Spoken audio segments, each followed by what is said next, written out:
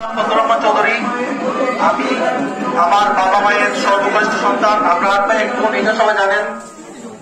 আমার শিক্ষাগত পরিচয় হচ্ছে আমি নটরডেম কলেজ থেকে এসএসসি, এইচএসসি এবং ঢাকা বিশ্ববিদ্যালয় থেকে অনার্স এবং বর্তমানে মাস্টার্স অধ্যয়নরত আছি।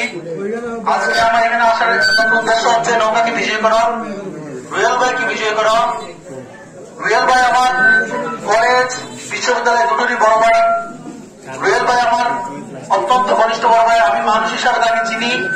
তিনি একজন অত্যন্ত ভদ্র, শিক্ষাবান্ধব মানুষ, তিনি একজন মার্জিত পরিবারের মানুষ। আপনারা 7 তারিখ ভোট কেন্দ্রে যাবেন, রুয়েল ভাইকে ভোট দেবেন, নৌকাকে ভোট দেবেন এবং আপনাদের বিভ্রান্ত না হওয়ার অনুরোধ জানাচ্ছি।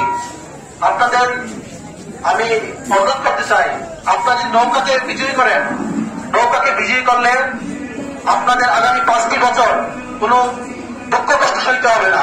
আপনাদের ভোটগুলো বিফলে যাবে না। আপনারা নৌকা ছাড়া অন্য কোন প্রতীকে ভোট দিলে আপনাদের সেই ভোটগুলো বিফলে যাবে। আমি বালিয়াচং আজমিরগঞ্জে দীর্ঘ 1 মাস যাবৎ নৌকার পক্ষে কাজ করছি এবং এই আমার কর্মকাণ্ডে আমি খুব স্পষ্টভাবে লক্ষ্য করছি যে নৌকার বিজয় এখানে প্রায় সুনিশ্চিত। এখন কেবলমাত্র সময়ের অপেক্ষায় আছি আমরা। আগামী 7 তারিখ ভোট বিপ্লবের মাধ্যমে বালিয়াচং আজমিরগঞ্জের মানুষ প্রমাণ করবে নৌকাই বালিয়াচং আজমিরগঞ্জের সবচেয়ে জনপ্রিয় প্রতীক, সবচেয়ে জনপ্রিয় মার্কা এবং জয়নেত্রী শেখ হাসিনা বালিয়াচং আজমিরগঞ্জবাসীর হৃদয়ের মণিকোঠায় আছেন। আপনারা জানেন আমার আব্বা আজীবন বঙ্গবন্ধুর সাথে ছিলেন, নৌকার সাথে ছিলেন, আওয়ামী লীগের সাথে ছিলেন। 1971 সালে 8 ডিসেম্বর আমার আব্বার নেতৃত্বে এই আজমিরগঞ্জ স্বাধীন হয়। পরবর্তীতে অনেক চড়াই উতরাই গিয়েছে। সেই উত্তাল দিনগুলোতে আজমিরগঞ্জের মানুষের পাশে ছিলেন আমার বাবা, এই হাওরের বঞ্চিত মানুষের পাশে ছিলেন আমার বাবা।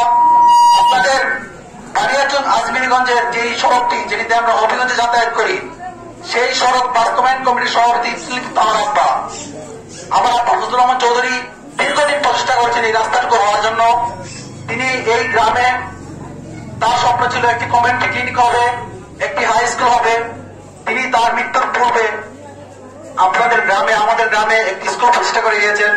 এই মাদ্রাসা প্রতিষ্ঠায় তার অগ্রণী ভূমিকা ছিল, এই গ্রামবাসীর অগ্রণী ভূমিকা ছিল।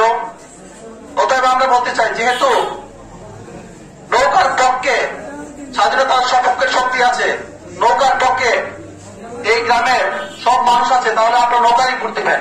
নৌকায় ভোট দেওয়া উচিত। আপনারা যদি অন্য কোনো মার্কায় ভোট দেনও, আমার মনে হয় না সেটা ফলপ্রসূ হবে। সেই ভোটগুলো